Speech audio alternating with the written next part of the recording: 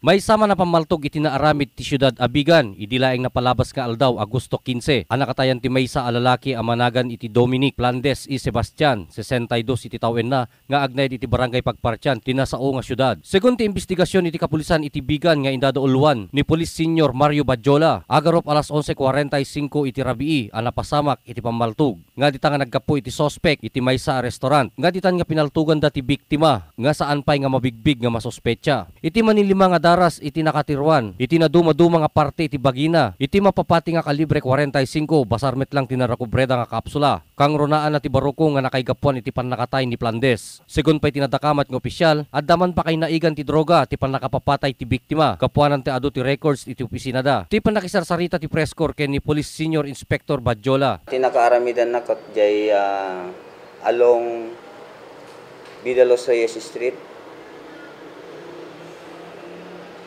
sidig ti Colispat, Bigan Hotel. Ket naka-recover kami ti basyo ti kalibre 45 jay crime scene. So dagos nga naitaraymot ti biktima jay Metro Bigan Cooperative Hospital. Dead on arrival. So ti kabuklan ti pwersa ti Police ti Bigan continuous ti kami pa nag-conduct ti investigation. Tapno mamantay no nya ti nananay nga motibo wenno no apay nga napasamak dito nga dating insidente. Dati biktima ket adamat dagiti kaso na nga ni fila iti korte. Criminal case number 4373 violation of section 16 of RA 6425 as amended by Republic Act 7659. And criminal case number 552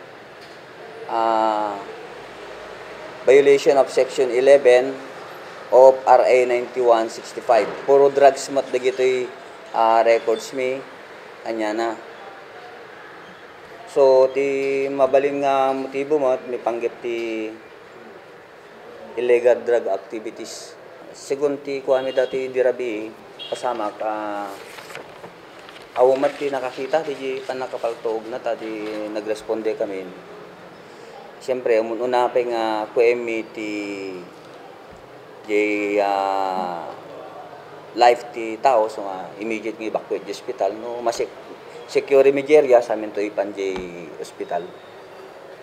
Kasi mat ti trabaho tayo nga pulis. Una mat nga kitayan tayo di seguridad di crime scene sa tayo ag-evacuate no darigiti injuries nga wenno sa darigiti talaga nga kailangan mapanji hospital so digiti mission tayo pantay hospital isuda.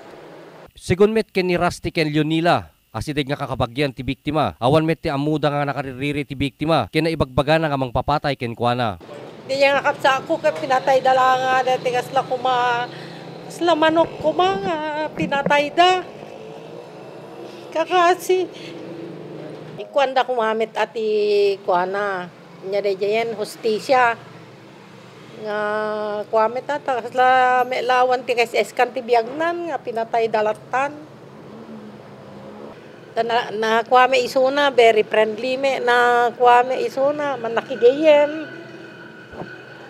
Maipaligip nga ti biktima nga ni Plandes ket may kadwa nga natayen nga adda kaso na adroga. Imuna ni Roger Carriaga ang napapatay iti Manula nga aldaw. Sakbay ang napapatay ni Plandes. Maipakamupay nga ti biktima ket may sa retirado a Navy iti Pagilian nga Estados Unidos. Para iti Press Corps, Ryan Pardo.